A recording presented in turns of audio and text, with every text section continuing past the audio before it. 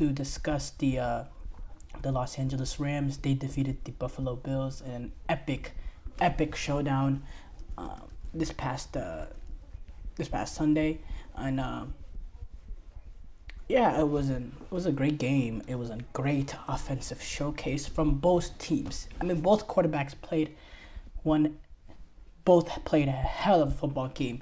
Josh Allen, ridiculous, had 6 total touchdowns. He went 22 of 37, 342 yards and 3 touchdowns. He carried the ball though for 10 carries, 82 yards and 3 touchdowns. 5 receptions for 106 yards and a touchdown for Khalil Shakir as well. Matt Stafford, 23 of 30 for 320 yards, 2 touchdowns. Puka Nacua had himself a monster game, 12 receptions for 162 yards and a touchdown.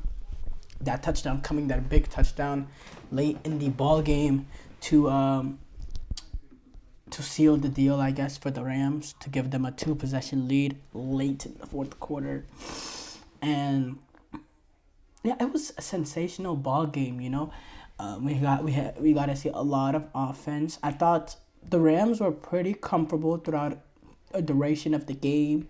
The Bills did really well coming back from down 17. They made it as close as a 3-point game late in the fourth, which was really, really impressive. How, despite how they were down 17, that they didn't miss a beat on, the head didn't drop and they didn't cave in. They continued to fight late and they got themselves back into it. So not only did they fight, but they got themselves back into it. But again,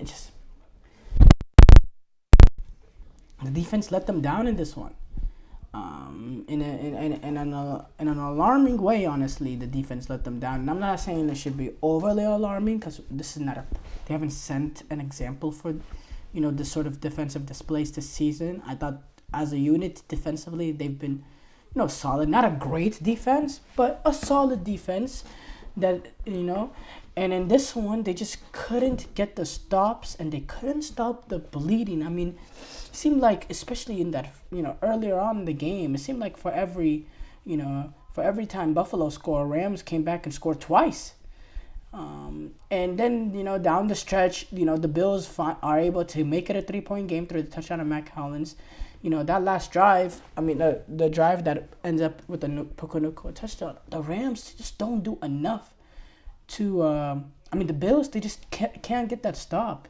The Rams were able to chew up so much clock. They couldn't stop Nacua.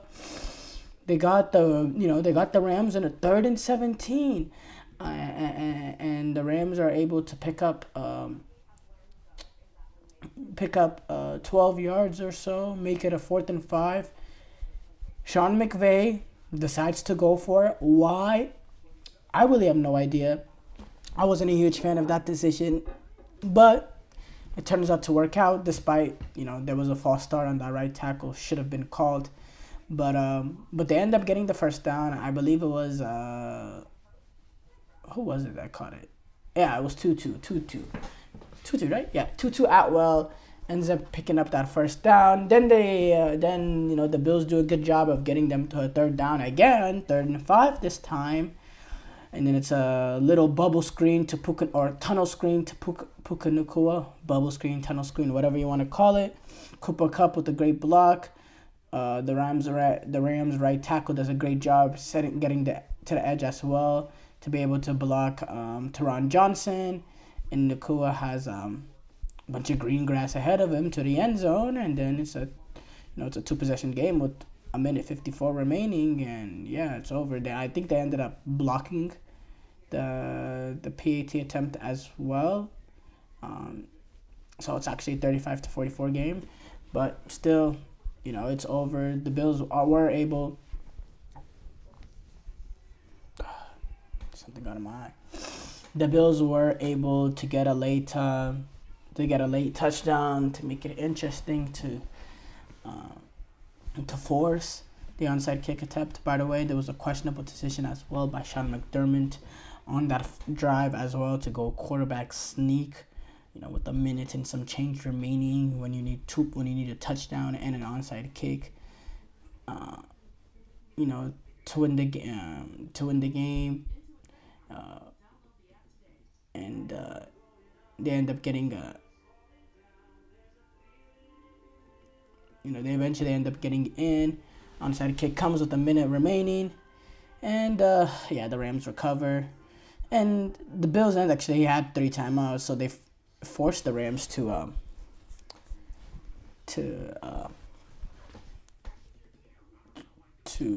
run the ball. Eventually, they got it down with about like 4 seconds. Rams essentially punted the ball game away. Game over. They win, and it's a big win for the Los Angeles Rams to go up to 7-6. Because, well, the Seahawks were able to defeat the Arizona Cardinals again. So now the Seahawks are starting to slip away in the West. They're still only a game ahead of the Rams. They're only 2 games ahead of the Cardinals, Niners. And, I think, what the Rams did in that is, well, they closed in the gap with Seattle, or they kept the gap within a game. By the way, the Rams have the tiebreak over the Seattle as of right now. So that's a fact, too.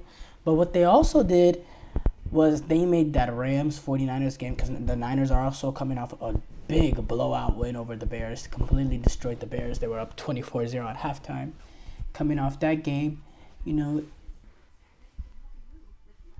it makes that Thursday night game epic. I think that game really decides which is the team that is going to battle it out with Seattle for that division.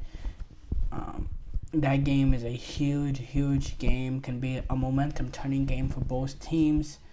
I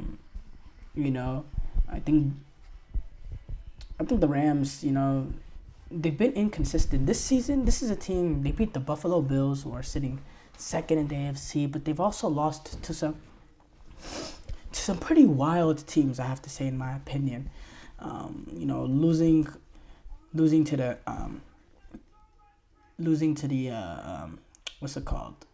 the Miami Dolphins, which is not wild, but losing to the Miami Dolphins, losing to the Bears, the way that they just got outran by the Eagles, the way they got destroyed by the Cardinals earlier this season. Now, a lot of that has to do with injuries, and they have been injury riddled this season, but their performances have been lacking. It took that late winner to get that touchdown, to get the win over the Saints as well. Saints team that's also not that great. The Rams have been pretty inconsistent. I think they have, they can lose to, some bad teams, but they can also beat some really, really good teams. They have that unpredictability with them. As far as Buffalo, it's just it's disappointing because, well, now, that loss, that loss for me essentially means you can kiss the number 1 seed goodbye. The Bills also have Detroit to play next week. We know what Detroit is. I think that number 1 seed is, gonna go to the Chiefs, who, as we'll kind of discuss in the next segment, won again, and big loss, but I think Josh Allen, he's continued to make his MVP case. I mean, 6 touchdowns is ridiculous. I do have to say, though, we can be sympathetic over Josh Allen and all this, but there was moments where he could have stopped the bleeding, and he did a lot. He did too much, actually. He did a great game. He had a great game, but it's kind of the same thing as the